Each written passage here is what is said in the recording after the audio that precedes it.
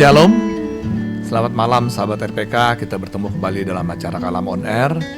Malam ini kita akan membahas pelajaran-pelajaran lanjutan kita. Mungkin pelajaran baru ya, tapi ini sebetulnya sebagian dari pelajaran-pelajaran yang pernah kita bahas juga pada kesempatan-kesempatan sebelumnya. Baik sahabat RPK, saya juga menyapa sahabat RPK. Shalom semua. Juga sahabat RPK yang monitor melalui YouTube streaming RPK 9630 FM. Saya sampaikan selama pembelajaran kita dari sekarang sampai nanti jam 9, kami persilakan sahabat RPK untuk berpartisipasi, kirim SMS atau WhatsApp di 0815 1800 444 0815 1800 444, dan nanti 15 menit terakhir kita buka telepon interaktif di 021 8000 444. Baik, malam ini kita akan belajar mengenai iman yang benar. Ternyata iman yang benar itu bukan hanya sesederhana yang selama ini banyak orang pikirkan. Iman yang benar itu harus percaya, taat, dan konsisten. Tidak cukup hanya percaya aja. Karena percaya, ada orang yang percaya kemudian karena suatu hal dia berubah nggak percaya atau kurang percaya. Nah, itu bukan iman yang benar. Iman yang benar itu harus percaya, taat, dan konsisten. Nats Alkitab kita untuk malam ini adalah dari Ibrani 11 ayat 1, firman Tuhan demikian. Iman adalah dasar dari segala sesuatu yang kita harapkan dan bukti dari segala sesuatu yang tidak kita lihat. Nah, ini statement iman ini kita akan uraikan dalam bentuk berapa peristiwa yang dialami oleh murid-murid Tuhan Yesus dan juga Tuhan Yesus lakukan untuk lebih menjelaskan kepada kita bagaimana sebetulnya iman yang benar itu. Kita lihat pertama kita pasti semua tahu kan peristiwa ketika Tuhan Yesus meredakan badai ya, meredakan angin ribut diredakan. Judul perikop itu angin ribut diredakan. Ini saya angkat karena sangat penting sekali membuktikan ketuhanan dan kealahan Yesus yang banyak diragukan oleh orang-orang yang belum mengenal Yesus, siapa Yesus sebenarnya. Jadi kita tahu bahwa yang bisa menaklukkan angin, menaklukkan alam, topan, badai hanya Tuhan. Kalau manusia hanya bisa berusaha, bahkan kalau dengan satu upaya itu perlu waktu, dan itu kita nggak tahu apakah karena waktu itu badai itu berhenti karena kemampuan orang ini atau karena memang badai itu mau berhenti karena sudah berlalunya waktu. Tapi kita lihat bagaimana karya Tuhan Yesus, dia sebagai Tuhan dan Allah, bagaimana kita lihat bahwa badai dan angin ribut itu takluk kepada Tuhan Yesus dan patuh kepada perintah Tuhan Yesus. Saya bacakan dari Markus 4 ayat 35, firman Tuhan berkata, ini sebenarnya agak panjang ya, nggak apa-apa, saya baca 35 sampai 41. Angin ribut diredakan, judul perikopnya. Pada hari itu, waktu hari sudah petang, Yesus berkata kepada mereka, marilah kita bertolak ke seberang. Mereka meninggalkan orang banyak itu lalu bertolak dan membawa Yesus beserta dengan mereka dalam perahu di mana Yesus telah duduk, dan perahu-perahu lain juga menyertai dia. Lalu mengamuklah tofan yang sangat dahsyat, dan ombak menyembur masuk ke dalam perahu sehingga perahu itu mulai penuh dengan air. Pada waktu itu Yesus sedang tidur di buritan di sebuah tilam. Maka murid-muridnya membangunkan dia dan berkata kepadanya, "Guru, engkau tidak peduli kalau kita binasa."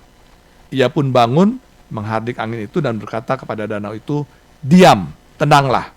Lalu angin itu reda dan danau itu menjadi teduh sekali. Lalu ia berkata kepada mereka, "Mengapa kamu begitu takut? Mengapa kamu tidak percaya?" Mereka menjadi sangat takut dan berkata seorang kepada yang lain, "Siapa gerangan orang ini sehingga angin dan danau pun taat kepadanya?"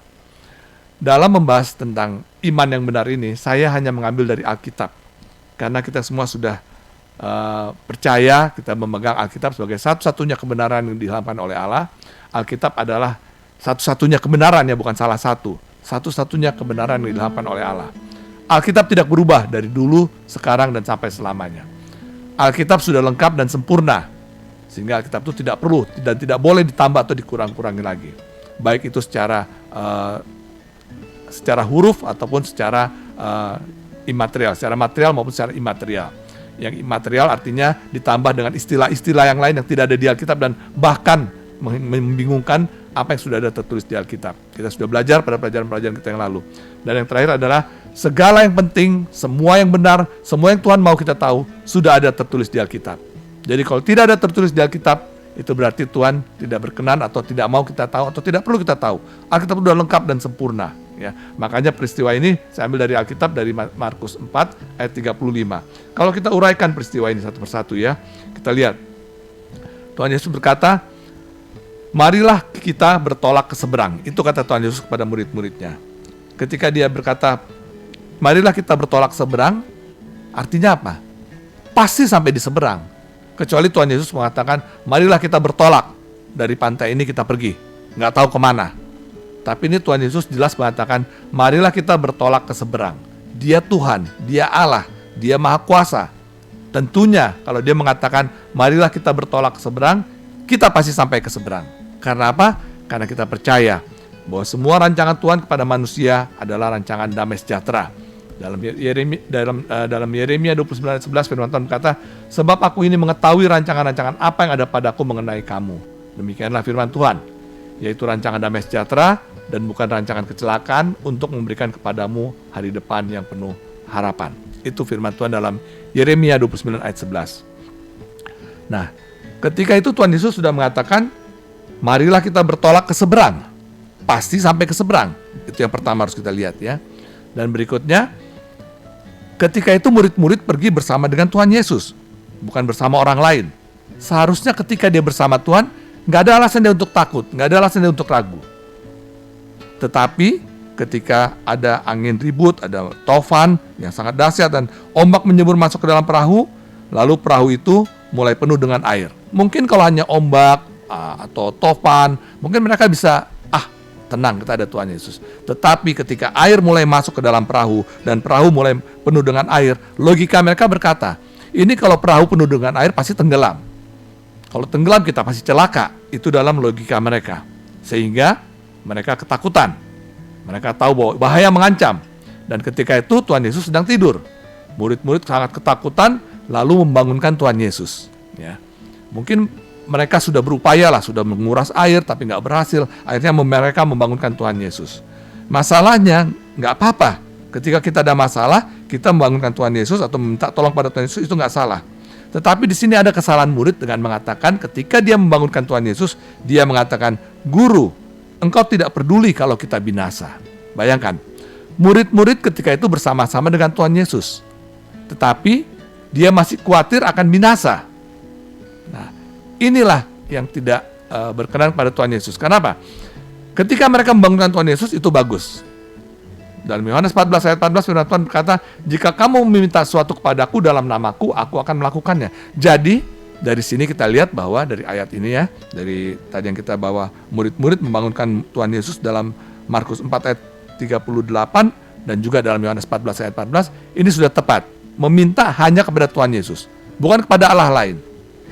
Jadi ketika ada orang berdoa kepada Allah Roh Kudus, nggak ada di Alkitab kita harus berdoa kepada Allah Roh Kudus. Berdoa itu kepada Tuhan Yesus. Maka Yohanes 14 ayat 14 mengatakan, jika kamu meminta sesuatu kepadaku dalam namaku, aku akan melakukannya. Jadi tujuan doa kita, tujuan permohonan kita, tujuan permintaan kita hanya kepada satu nama, yaitu nama Tuhan Yesus. Ya. Kenapa Tuhan Yesus marah kepada murid-muridnya pada akhir perikop ini, kita akan lihat ya. Ketika mereka katakan, Guru, Engkau tidak peduli kalau kita binasa. Seharusnya mereka tidak perlu khawatir, mereka bersama Tuhan Yesus kok masih takut binasa. Kita akan bahas setelah yang satu ini.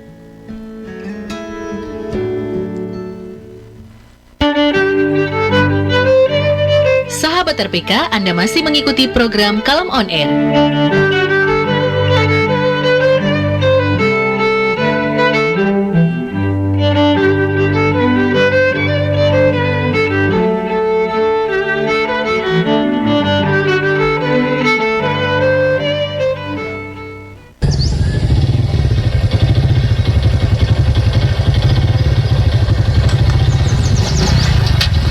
Buset, nih motor cakep amat ya. Lah iyalah Neng, motor gua. Wah, ini motor elu Di, cakepan motornya daripada orangnya. Bisa aja sih Neng. Kalau muka kan emang udah dari lahirnya begini. Makanya lu tutupin helm aja mukanya, biar makin keren aja lu nya gitu. Neng Imah, kalau pakai helm bukan cuman keren Neng. Kalau pakai helm, muka sama kepala jadi kelindung pan kalau kenapa-napa. Lah, iya juga ya. Motor keren, lu nya juga keren. Pakai helm emang keren. Iklan layanan masyarakat ini dipersembahkan oleh 96,3 RPK FM Jakarta. 96.3 RPK FM.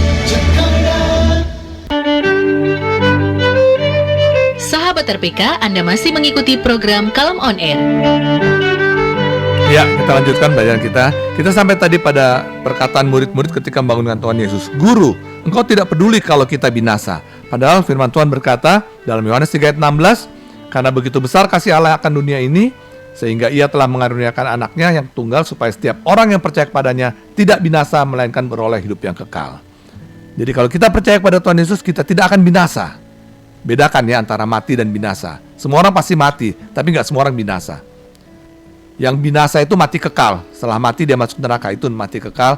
Itu walaupun dia tersiksa sepanjang masa di dalam neraka, itu disebut mati kekal ya. Itu binasa dikatakan sini. Jadi murid-murid mengatakan, guru, engkau tidak peduli kalau kita binasa. Mestinya murid-murid berkata, guru, ini ada badai, kapal kita mau tenggelam, tolong kami guru. Saya rasa kalau itu yang murid-murid katakan, Tuhan Yesus tidak akan mengatakan bahwa mereka orang tidak percaya. Kita lihat, kita lanjutkan pelajaran kita ya. Jadi setelah mereka teriak dengan, guru, engkau tidak peduli kalau kita binasa. Nah, ia pun bangun, Yesus bangun lalu menghardik angin itu dan berkata kepada danau itu, diam, tenanglah. Lalu angin itu reda dan danau itu menjadi teduh sekali. Kita lihat di sini, diam, tenanglah. Lalu angin itu reda. Tidak ada jeda waktu, tunggu 1 jam, tunggu 2 jam seperti yang kita lihat di Mandalika kan. Waktu memberitikan hujan, diputar-putar mangkok. Nah setelah beberapa saat, mungkin setelah 10, 15 menit, 20 menit, 1 jam, akhirnya hujan berhenti. Kalau Tuhan Yesus nggak seperti itu. Ketika dia katakan, diam, tenanglah. Lalu angin itu reda dan danau itu menjadi teduh sekali. Tuhan Yesus berkuasa atas danau, Tuhan Yesus berkuasa atas tofan, Tuhan Yesus berkuasa atas angin ribut. Makanya ketika dia berkata, angin ribut itu lalu reda dan danau itu menjadi teduh sekali. Baru setelah Tuhan Yesus menyelesaikan masalah, angin dan badai sudah berhenti, sudah reda, angin dan danau itu takluk pada Tuhan Yesus, baru Tuhan Yesus menegur murid-muridnya dengan mengatakan, mengapa kamu begitu takut? Mengapa kamu tidak percaya? Artinya apa? Kalau dia percaya dengan Tuhan Yesus, dia bersama Tuhan Yesus, dia gak perlu takut. Saya pernah membahas ya bahwa orang nggak percaya itu, orang takut itu karena dia tidak percaya. Sudah pernah kita bahas pembelajaran kita beberapa waktu yang lalu ya, bahwa orang takut itu karena nggak percaya. Kalau orang percaya nggak akan takut. Seberapa besar takutnya dia, ya segitu besarlah ketidakpercayaan dia kepada Tuhan Yesus. Ya, takut dan khawatir seperti itu kita bandingkan dengan iman. Pernah saya bikin seperti garis angka 0 sampai 10. Kalau kita beriman penuh itu di angka 10. Kalau iman kita cuma 8, yang 2 lagi itu namanya khawatir atau ketakutan. Tapi kalau ketakutan kita besar, iman kita pasti kecil. Percaya kita pasti kecil. Nah ini Tuhan Yesus mengatakan, mengapa kamu begitu takut? Mengapa kamu tidak percaya? Mereka menjadi sangat takut dan berkata seorang pada yang lain, siapa gerangan orang ini sehingga angin dan danau pun taat kepadanya. Kita lihat di sini bagaimana Tuhan Yesus dalam menolong orang atau menyelesaikan satu masalah. Dia selesaikan dulu topannya, dia selesaikan dulu angin ributnya setelah danau teduh, baru dia tegur muridnya. Kita sering terbalik. Ketika kita menghadapi masalah, bukan masalahnya yang kita selesaikan dulu. Kita tegur dulu orangnya, kita hujat orangnya, kita marahin orangnya, baru kita selesaikan masalahnya. Itu terjadi dalam kehidupan kita sehari-hari. Kalau kita meniru Tuhan Yesus, selesaikan dulu masalahnya, baru tegur orangnya, kalau memang perlu ditegur. Seperti itu. Nah, ini menunjukkan bahwa iman kepada Tuhan Yesus itu adalah iman yang benar. Tuhan Yesus bisa diandalkan, tetapi murid-murid tidak percaya kepada Tuhan Yesus. Percaya tapi nggak percaya sepenuhnya. Tidak percaya Yesus sebagai Tuhan dan Juru Selamat. Ketika orang percaya kepada Yesus dengan level seperti itu, nggak ada bedanya dengan percayanya iblis. Iblis juga percaya. Tapi bedanya kalau manusia percaya dan taat dan melakukan. Ya, sehingga tadi kita bilang iman adalah percaya, taat, dan konsisten. Percaya tapi tidak taat, tidak melakukan, dan tidak konsisten itu belum iman yang benar. Ya, itu dari peristiwa pertama, peristiwa ketika murid-murid dalam perahu dan mengalami badai di danau.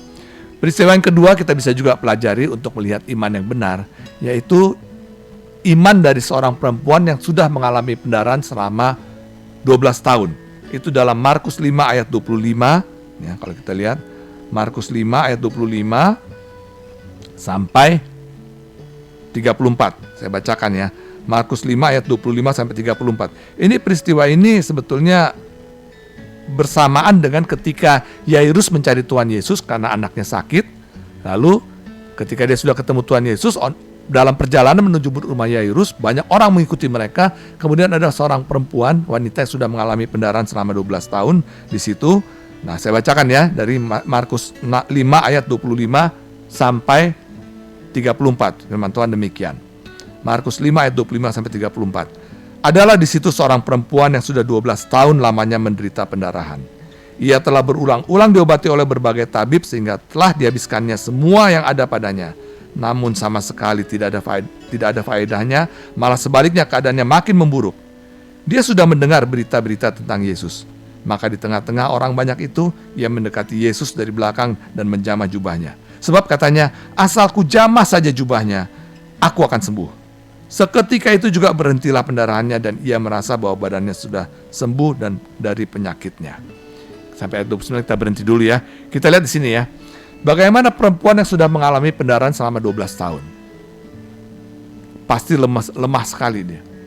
Saya rasa dia nggak berdiri berjalannya. Mungkin dia merangkak, merayap, atau mungkin ya merayap dia di lantai itu untuk menuju kepada Tuhan Yesus. Sementara di sini dikatakan bahwa orang-orang banyak mengelilingi mereka. Kalau kita baca ayat sebelumnya ya, dikatakan di sini, lalu pergilah Yesus dengan orang itu, dengan Yairus.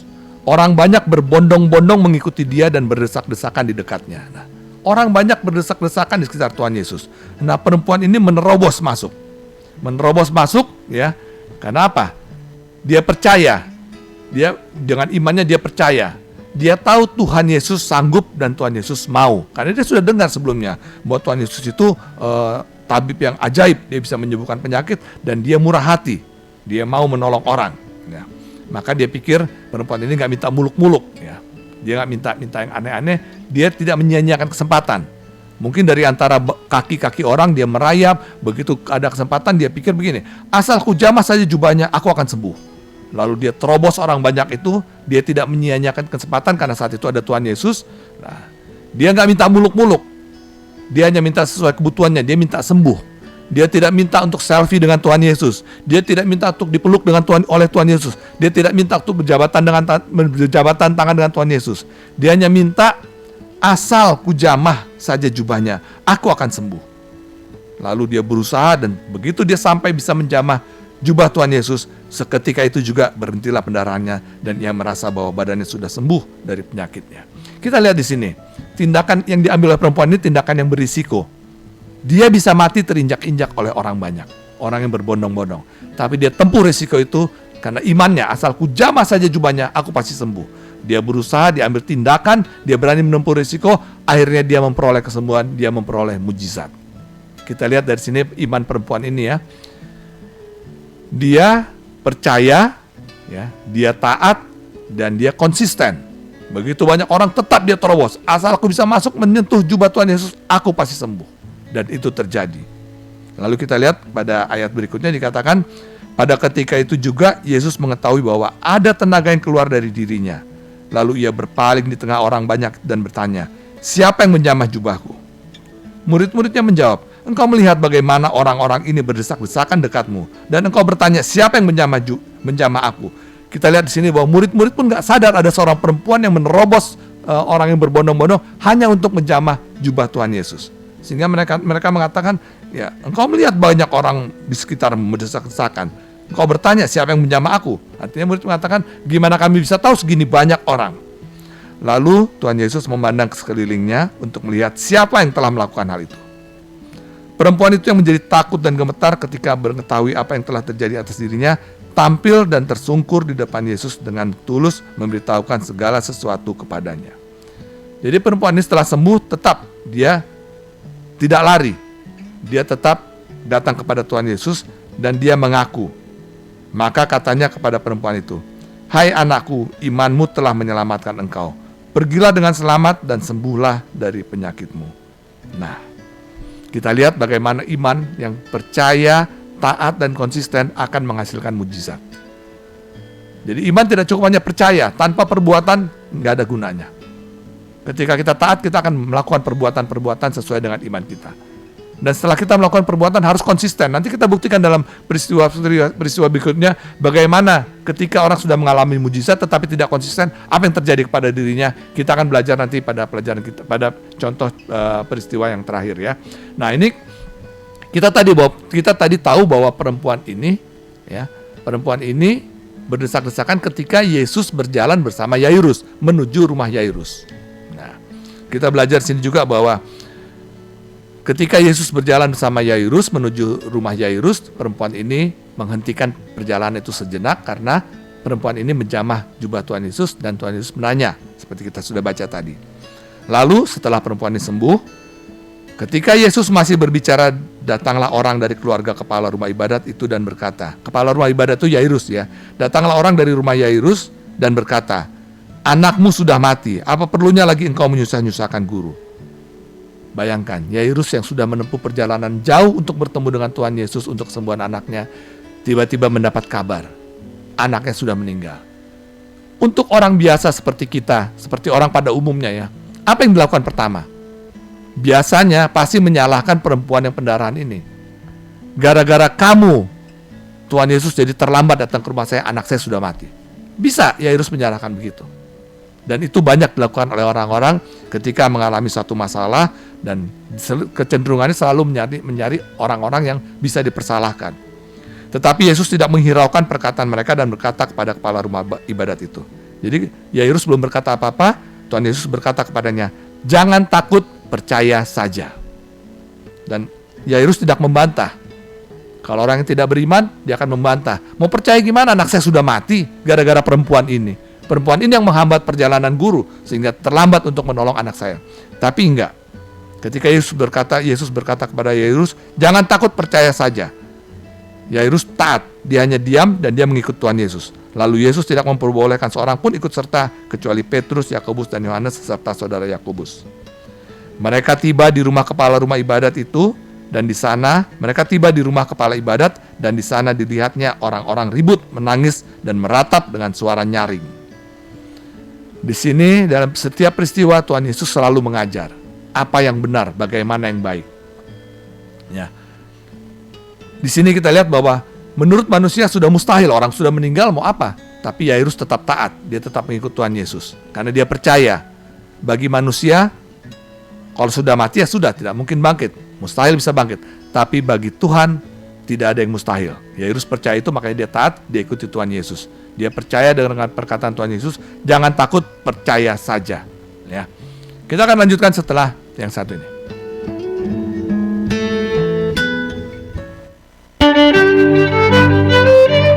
Sahabat RPK, Anda masih mengikuti program Kalem On Air.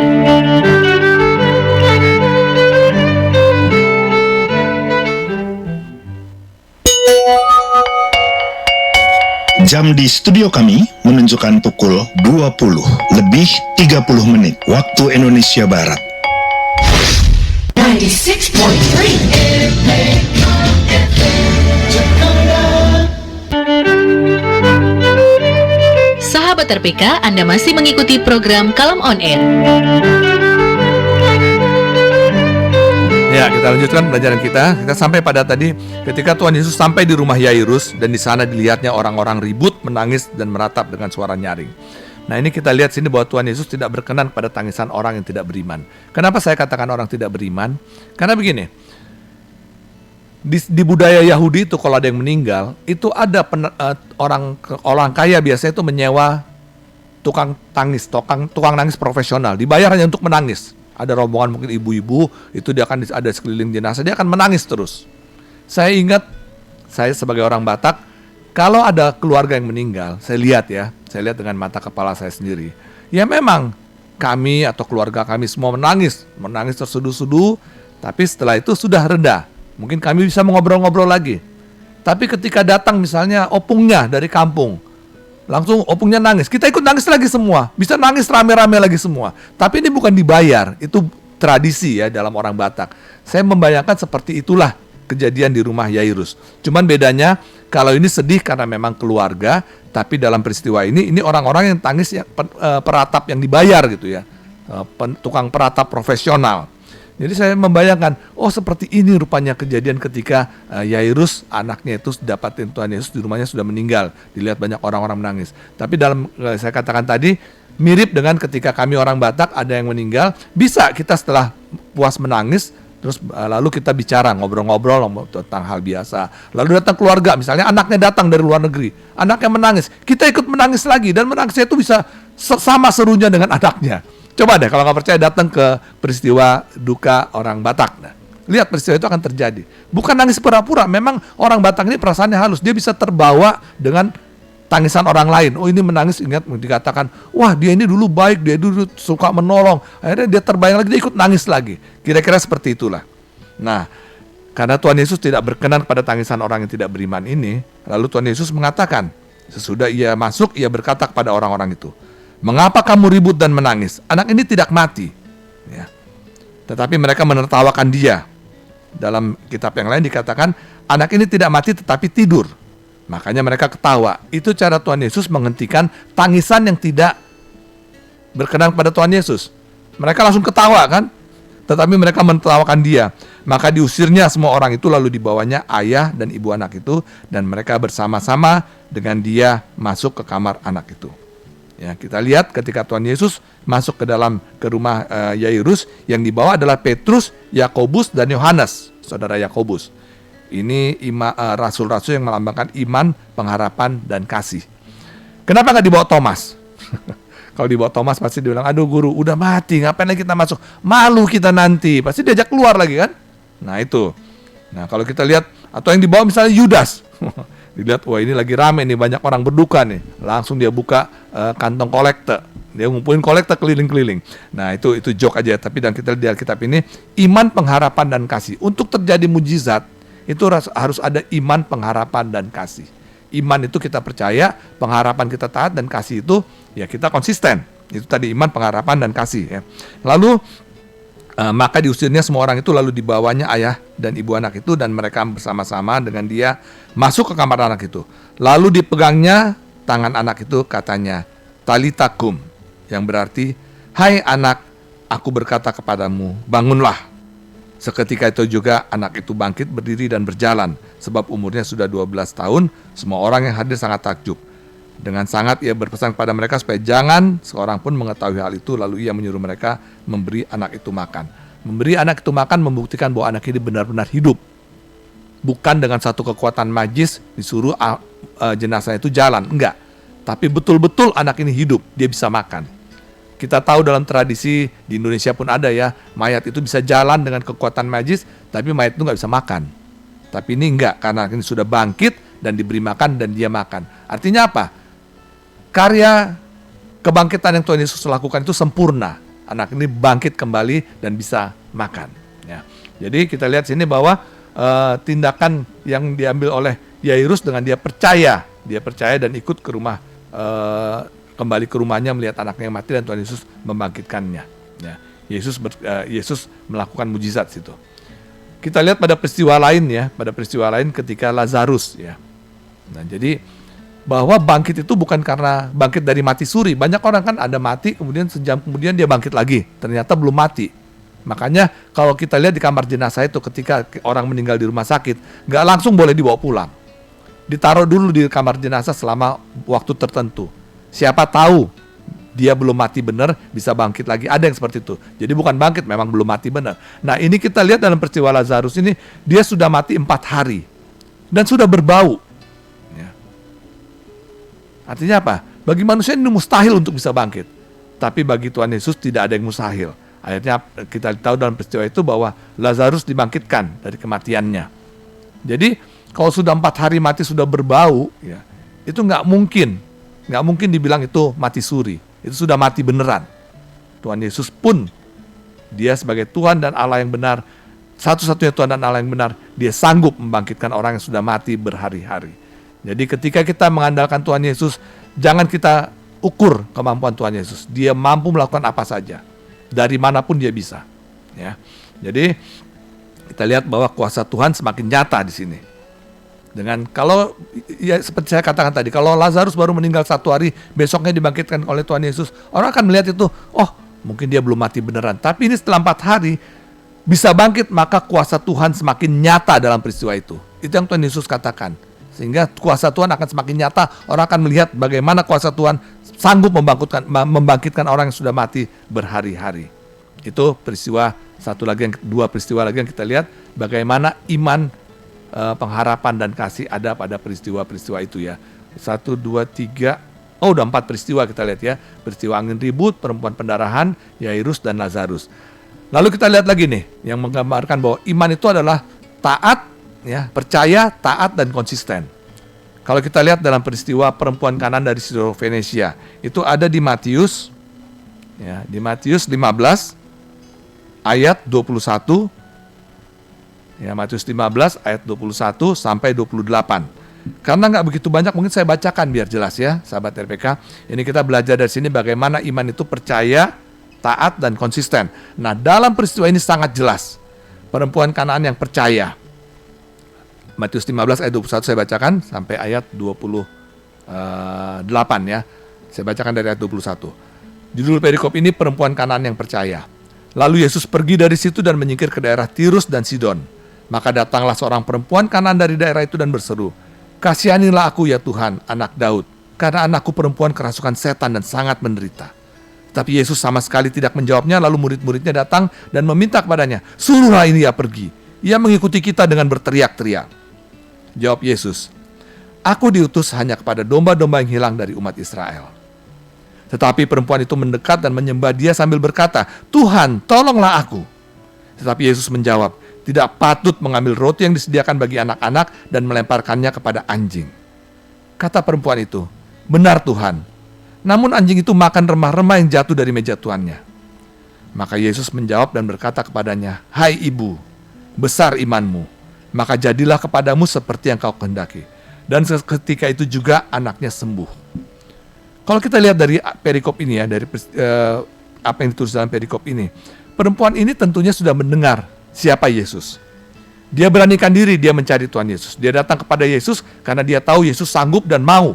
Ya. Karena ada orang-orang yang mau tapi nggak sanggup. Itu yang saya bilang kasihan ya. Dia merasa punya kemampuan tapi ternyata nggak sanggup. Tapi Tuhan Yesus dia sanggup dan dia mau. Perempuan ini datang kepada Tuhan Yesus. Ini perempuan Kanaan dari Siro-Fenesia, berarti dia bukan orang Israel.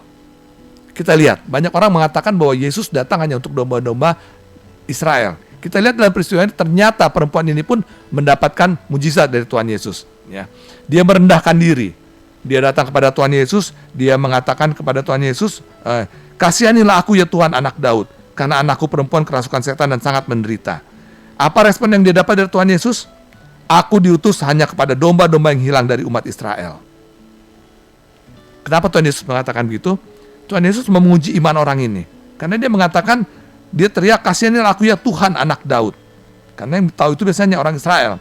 Tapi perempuan itu mendekat dan menyembah Dia sambil berkata, lihat, setelah dia dapat jawaban dari Tuhan Yesus, ini jawaban kan menolak seolah-olah kan, "Aku diutus hanya kepada domba-domba yang hilang dari umat Israel."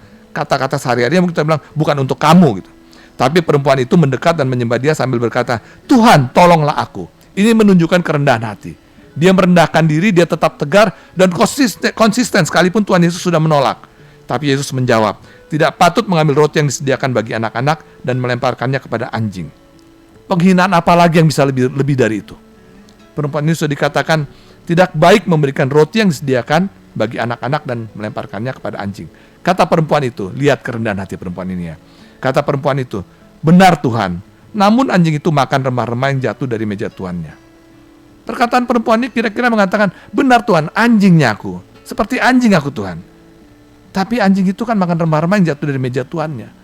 Sebegitu konsistennya perempuan ini. Dia percaya, dia taat, dan dia konsisten. Sudah menghadapi penghinaan seperti itu, dia tetap konsisten dengan imannya.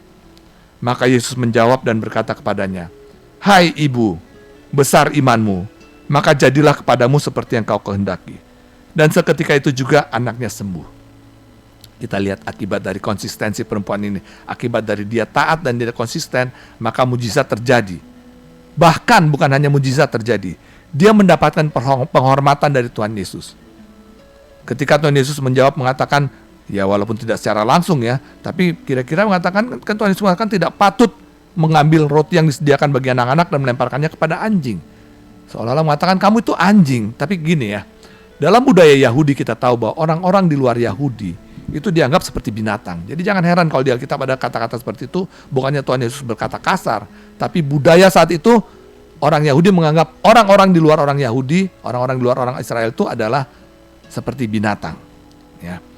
Nah, perempuan ini yang sudah dikatakan anjing, setelah dia konsisten dengan imannya, dia mendapatkan penghormatan dari Tuhan Yesus dengan dikatakan, maka Yesus menjawab dan berkata kepadanya, "Hai ibu, besar imanmu, maka jadilah kepadamu seperti yang kau kehendaki." Coba kita cari di Alkitab, berapa kali Tuhan Yesus mengatakan kepada seorang perempuan, "Hai ibu." Ini perempuan bukan ibunya, ini perempuan yang datang kepadanya minta pertolongan, kata seperti perempuan yang dia tidak kenal lah. Tapi dia mendapat penghormatan, Tuhan Yesus mengatakan, "Hai ibu, besar imanmu." Ini penghormatan yang luar biasa Tuhan Yesus berikan kepada seorang perempuan dengan mengatakan, "Hai ibu." Ya. Begitulah kalau iman itu yang percaya, taat dan konsisten akan menghasilkan mujizat dan bahkan penghormatan dari Tuhan. Itu yang diperoleh oleh perempuan ini. Kita lihat bahwa Tuhan Yesus datang bukan hanya untuk orang Israel, tapi untuk orang-orang siapapun yang percaya kepadanya sebagai Tuhan dan Juru Selamat. Makanya Yohanes 3:16, sehingga ia telah mengaruniakan anak yang tunggal supaya setiap orang Yahudi, orang Kanaan, orang Yahudi agamanya, orang Israel, orang Kanaan, orang manapun, setiap orang yang percaya kepadanya tidak binasa. Jadi keselamatan itu ditawarkan kepada semua orang. Kepada orang Indonesia, kepada orang Arab, kepada orang Yaman, kepada orang Afrika, kepada orang manapun, kepada orang Rusia ditawarkan. Tetapi yang diselamatkan hanya yang percaya kepadanya sebagai Tuhan dan Juru Selamat. Ketika orang Kristen tidak percaya kepada Yesus sebagai satu-satunya Tuhan dan Juru Selamat, dia tidak akan diselamatkan, dia akan binasa. Ya, keselamatan ditawarkan kepada semua orang. Tetapi yang diselamatkan hanya yang percaya. Ya. Jelas ayat ini mengatakan, karena begitu besar kasih Allah akan dunia ini, sehingga ia telah mengaruniakan anak yang tunggal, supaya setiap orang yang percaya kepadanya tidak binasa, melainkan beroleh hidup yang kekal. Setiap orang, siapa saja yang percaya kepada Tuhan Yesus, pasti akan diselamatkan. Tidak ada kata mudah-mudahan, tapi pasti akan diselamatkan. Tidak binasa, melainkan beroleh hidup yang kekal. Dari 5 peristiwa ini kita lihat bagaimana iman yang didasarkan dengan percaya, taat, dan konsisten itu akan menghasilkan mujizat. Ya, walaupun tujuan iman kita bukan mujizat. Ya. Nanti kita akan belajar di akhir pelajaran bahwa tujuan iman kita bukan mujizat. Mujizat itu bukan semua yang kita lakukan itu untuk mendapatkan mujizat. Seperti orang kemarin mengatakan, saya baru dapat pelajaran ada melayani Tuhan itu ya supaya dapat berkat. Enggak. Kita melayani Tuhan bukan supaya dapat berkat. Kita sudah dapat berkat terlebih dahulu sehingga kita harus melayani Tuhan. Sehingga kita berkenan pada Tuhan. Jadi ketika kita melayani Tuhan mengharapkan berkat, itu saya katakan itu salah. Kita sudah terima berkat terlebih dahulu sehingga kita bisa melayani Tuhan. Kalau kita nggak dapat berkat, nggak mungkin kita bisa melayani Tuhan. Ya, kita akan lanjutkan setelah yang satu ini.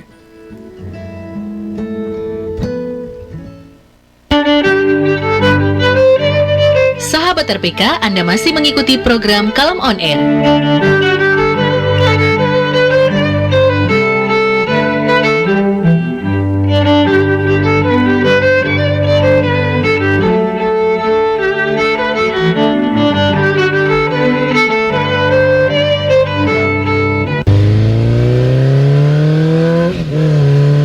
Bro, berhenti bentar bro. Kenapa bro? Bentar, mau buang sampah sekalian. Parah nih. Itu kan pekarangan rumah orang bro. Ada tulisannya pula, dilarang buang sampah di Sony. Sini. Ah, itu juga ada banyak sampah berserakan. Ya, tapi jangan lu ikutin yang salah dong bro. Coba kalau itu pekarangan rumah lu, gimana? Iya juga sih. Ya udah, lanjut deh. Tapi ntar mampir kalau ada tong sampah ya. Nah gitu dong. Tenang, gua mampirin. Kalau perlu gua bantu lu masuk ke tong sampahnya sekalian. Ayo, stop nyampah sembarangan. Buanglah sampah di tempat yang tepat ya. Iklan layanan masyarakat ini dipersembahkan oleh 96,3 RPK FM Jakarta. 96.3 Ya, kita sampai pada 15 menit yang terakhir. Oke, kita sampai pada 15 menit yang terakhir. Kita buka telepon interaktif di 021 8000 444. 021 8000 444. Sambil saya selesaikan sedikit lagi ya. Nanti kita bacakan juga SMS WhatsApp yang sudah masuk, ada beberapa ini. Ya, yang berikutnya adalah peristiwa ketika Petrus jalan di atas air. Ya. Dia sudah sempat jalan di atas air. Tuhan Yesus pernah jalan di atas air, Petrus pun pernah. Tapi ketika imannya tidak konsisten, dia melihat badai, melihat ombak, dia menjadi ragu, melihat angin dia ragu, akhirnya dia tenggelam. Tetapi apa? Ketika dia tenggelam, dia tidak berenang ke perahu. Dia tidak berteriak kepada teman-temannya atau kepada murid-murid yang lain, tapi dia tetap minta tolong kepada Tuhan Yesus. Tuhan, tolong aku. Lalu Tuhan Yesus tolong dia. Setelah Tuhan Yesus menolong Petrus, baru ditegur Petrusnya. Nah, kita lihat di sini bahwa Tuhan Yesus menyelesaikan masalah dulu, baru menegur orang. Itu yang kita bisa belajar dari Tuhan Yesus. Jadi ketika kita marah itu harus bedakan. Yang kita marahin siapa ini? Perbuatannya yang kita nggak suka atau orangnya? Orang yang marah karena menyerang orangnya, itu biasanya marahnya berlarut-larut. Sekarang marah, besok diungkit lagi, lusa diungkit lagi, minggu depan, tahun depan, diungkit terus. Itu dia marah yang salah. Dia membenci orangnya. Tapi ketika kita membenci perbuatannya, kita tegur orangnya bahwa perbuatannya itu salah, kita tidak perlu mengulang-ulang minggu depan, tahun depan, kita ulang-ulang lagi untuk menegur dia dengan peristiwa yang sama. Itu membedakan. Tuhan Yesus selalu menyelesaikan masalah dulu, baru orangnya dinasihati. Tidak sibuk terus menyalahkan orang. Kamu sih gak percaya, lihat tuh kemarin kamu gak percaya. Itu ketika kita menyalahkan orangnya, bukan membenci perbuatannya. Baik, ya. Jadi situ kita belajar bahwa Petrus sudah mengalami mujizat, tapi karena dia tidak konsisten, dia tenggelam. Untungnya dia kembali berteriak pada Tuhan Yesus dan Tuhan Yesus menolong dia. Artinya apa? Kapan saja kita kembali kepada Tuhan Yesus, dia pasti menerima kita. Ingat Yesaya 1 ayat 18, walaupun dosamu merah seperti kirmisi akan menjadi putih seperti salju, walaupun merah seperti bulu kain kesumba akan menjadi putih seperti bulu domba. Artinya apa? Ketika kita bertobat kembali kepada Tuhan Yesus, sebesar apapun dosa kita, seperti apapun dosa kita, dia pasti sanggup, dia pasti mau, dan dia bisa untuk menghapus dosa kita. Ingat, yang bisa menghapus dosa kita hanya Tuhan Yesus, bukan Tuhan yang lain, bukan Allah yang lain, tapi Yesuslah satu-satunya yang bisa menghapus dosa kita.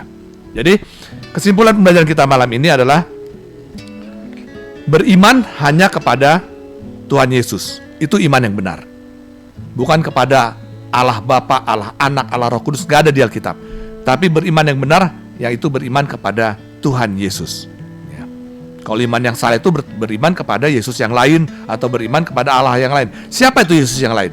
Yesus yang lain adalah Yesus yang digambarkan seperti di kitab suci lain yang mengatakan bahwa Yesus tidak mati disalibkan, tapi diraibkan. Itulah Yesus yang lain.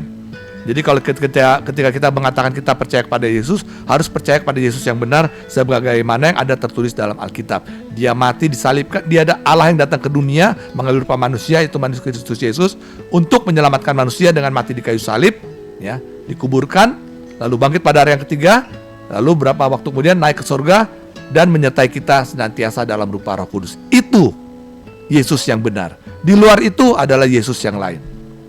Ya, jadi kita sudah tahu bahwa iman yang benar hanya beriman kepada Tuhan Yesus. Dan tujuan kita beriman kepada Yesus adalah keselamatan jiwa kita, bukan mujizat. Mujizat itu adalah tanda. Tujuannya adalah tujuan iman kita dalam 1 Petrus 1 ayat 9 dikatakan, karena kamu telah mencapai tujuan imanmu, yaitu keselamatan jiwamu. Jadi tujuan iman kita adalah keselamatan jiwa kita, bukan sorga. Tujuan iman kita adalah percaya Yesus dan kita mau hidup kekal bersama Tuhan Yesus. Jangan katakan tujuan iman kita adalah ke sorga. Enggak, terlalu rendah kalau kita mengatakan, bukan terlalu rendah, terlalu sederhana kalau kita mengatakan tujuan iman kita hanya mau ke sorga. Enggak, tujuan iman kita yaitu keselamatan jiwa kita. Di mana kita bisa berselamat? Ketika kita bersama dengan Tuhan Yesus. Ya. Jadi mujizat itu tanda ya, bukan tujuan ya. Ya, tujuannya apa? Tujuannya adalah nama Tuhan dipermuliakan. Apapun yang kita buat, tujuan kita untuk memuliakan nama Tuhan. Ketika kita bisa melakukan sesuatu yang besar, jangan memegahkan diri karena kesombongan kita. Karena kita belajar, karena kita hati-hati, enggak. Tapi itu semua karena kebaikan Tuhan. Jadi dengan apa yang hal besar, peristiwa besar dalam diri kita, dalam kehidupan kita, nama Tuhan yang dipermuliakan. Nama Tuhanlah yang harus dipermuliakan. Hanya nama Tuhan Yesus yang harus kita permuliakan. Amin. Baik, kita akan masuk kepada kita tunggu tetap teleponnya interaktif di 02180444 sambil saya mau bacakan nih SMS WhatsApp yang sudah masuk. Ya, kita bahas bersama ya.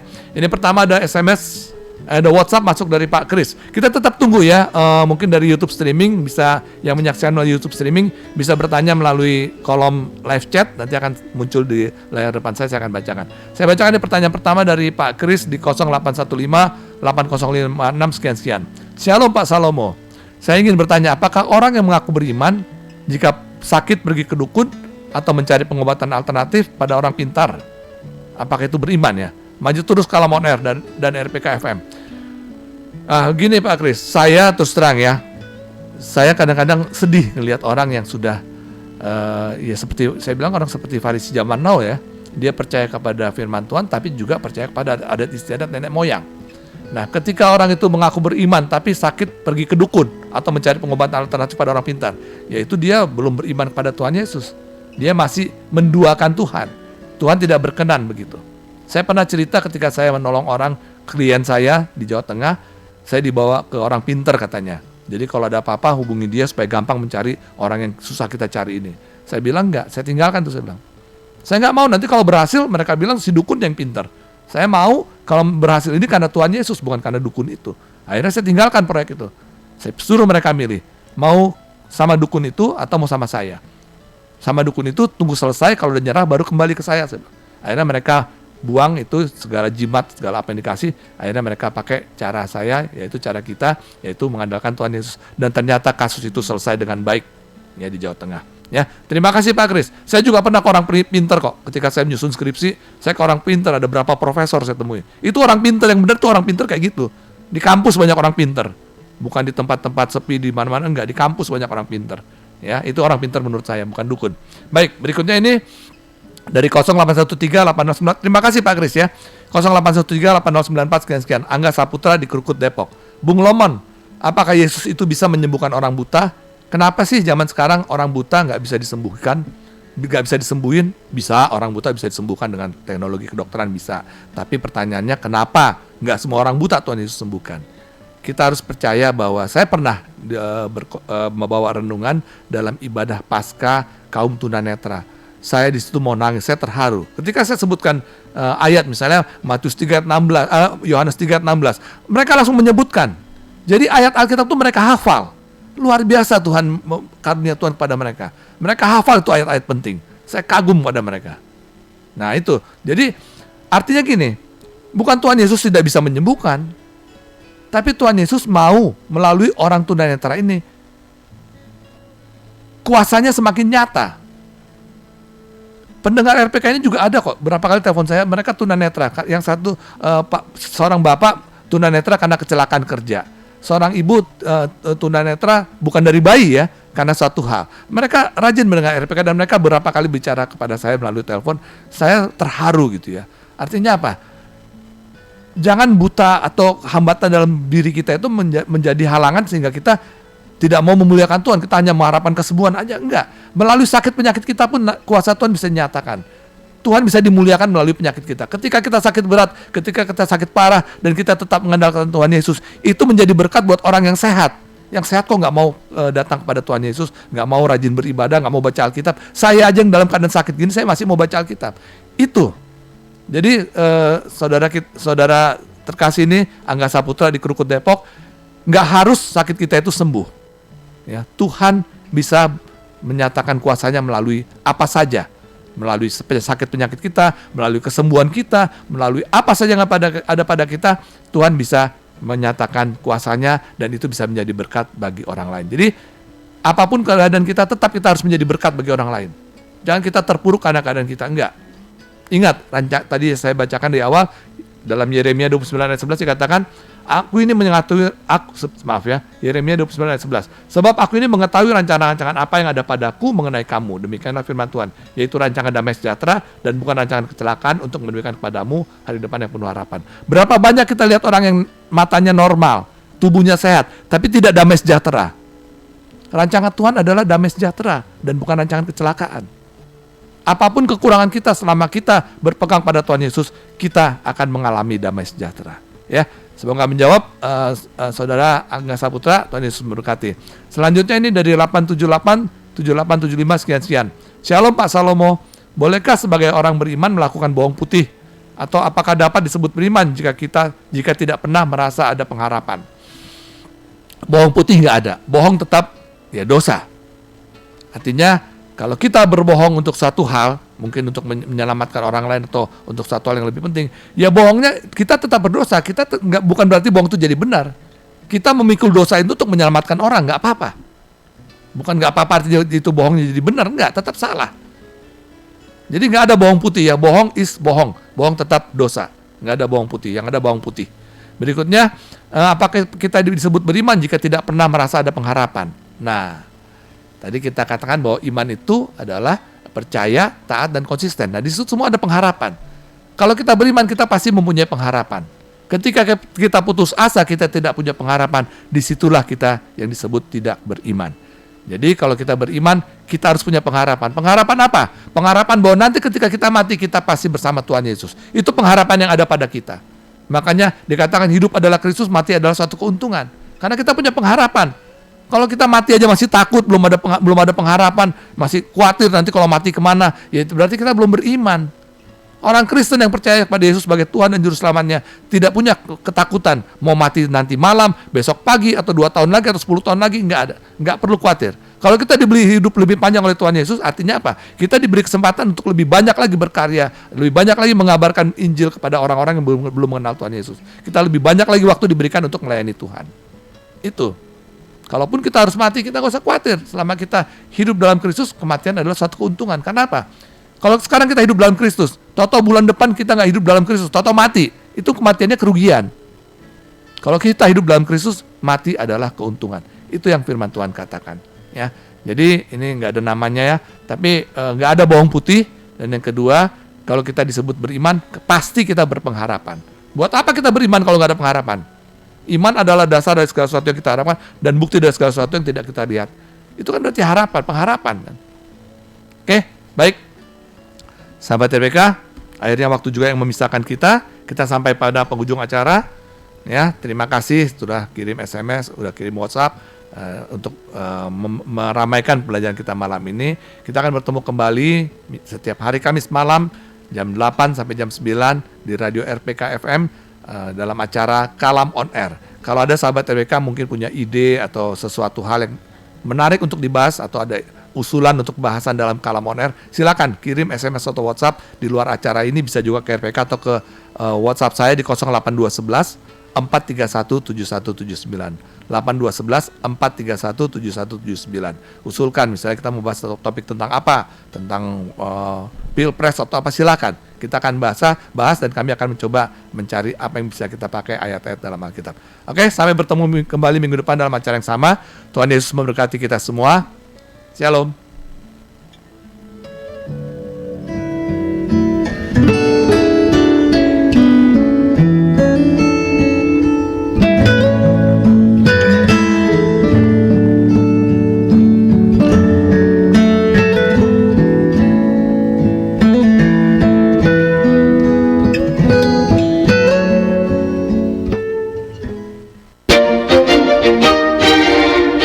Demikian tadi sahabat RPK, program Kalam on Air. Kiranya program ini memberkati kita semua.